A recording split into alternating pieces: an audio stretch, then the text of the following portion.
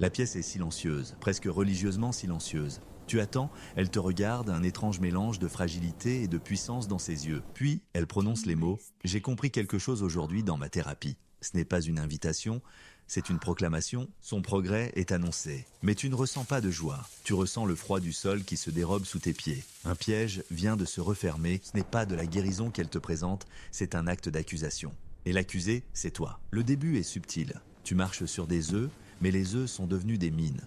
Chaque mot, chaque silence est analysé, disséqué. Tu ne comprends pas, c'est lié à mon traumatisme.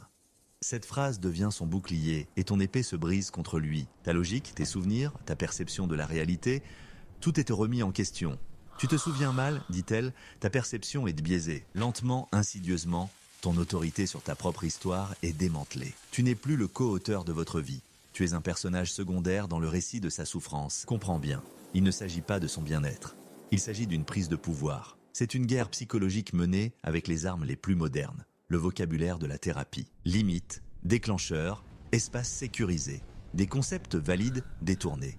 Transformés en murs, en cages, en armes. Elle ne fixe pas une limite pour se protéger.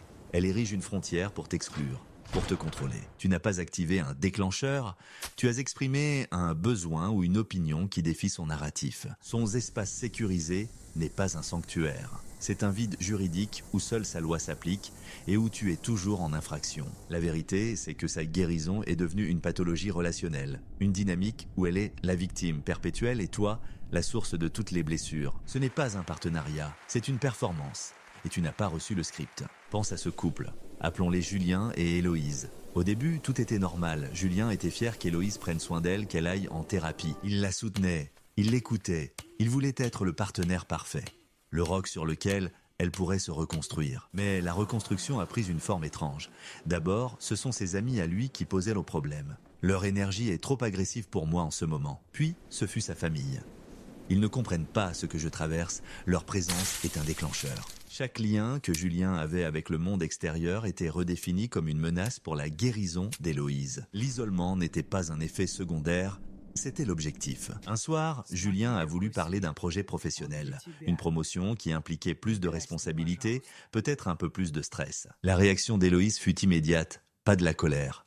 Quelque chose de bien pire, une tristesse profonde, théâtrale. Je ne peux pas croire que tu envisages ça.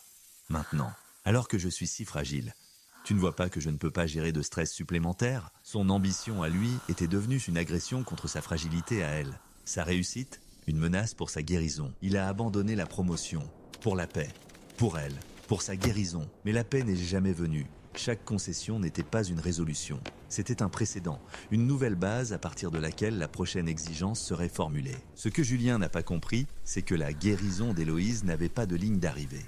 Parce que son but n'était pas d'aller mieux. Son but était le processus lui-même. Un processus qui lui donnait un contrôle absolu et une justification morale inattaquable. C'est l'inversion perverse de la responsabilité. Normalement, la guérison est un acte de souveraineté personnelle. On reprend le pouvoir sur sa propre vie. Ici, sa guérison est un acte de colonisation émotionnelle. Elle ne reprend pas le pouvoir sur sa vie.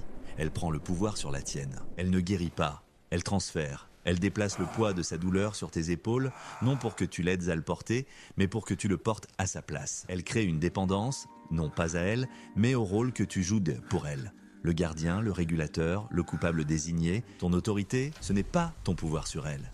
C'est ton pouvoir sur toi-même. Ta capacité à dire « ceci est de ma réalité, ceci est mon sentiment ». Ceci est ma limite, et c'est précisément cette autorité-là qui est ciblée. Chaque fois que tu cèdes, que tu doutes de toi, que tu acceptes sa version des faits contre la tienne, tu lui donnes un morceau de ton territoire psychique, jusqu'à ce qu'il ne reste plus rien, juste une province de son empire de la douleur. Comment s'en sortir? La première étape est la plus difficile. Tu dois la voir. Pas la femme que tu aimes, pas la victime que tu veux sauver. Tu dois voir la stratège. Tu dois comprendre que le jeu est truqué. Tu ne peux pas gagner en jouant selon ses règles. La seule façon de gagner est de refuser de jouer. Cesse de t'excuser pour tes sentiments. Cesse de justifier ton existence. Tes émotions sont valides, même si elles ne rentrent pas dans son scénario. Récupère ton autorité, non pas en criant plus fort, mais en te tenant calmement dans ta vérité. Je comprends que tu le vois comme ça. Voici comment je le vois, moi. Aucun débat, aucune négociation, juste l'affirmation tranquille d'une souveraineté égale. La fin du protectorat. La vraie guérison ne demande jamais la soumission d'un autre. Elle ne se nourrit pas de la démolition de l'autre. Elle construit des ponts, pas des forteresses. Si sa guérison ressemble à une guerre, ce n'en est pas une. C'est un abus déguisé en vertu. Et la première victime sur le champ de bataille, c'est ta paix intérieure. Ne la laisse pas tomber.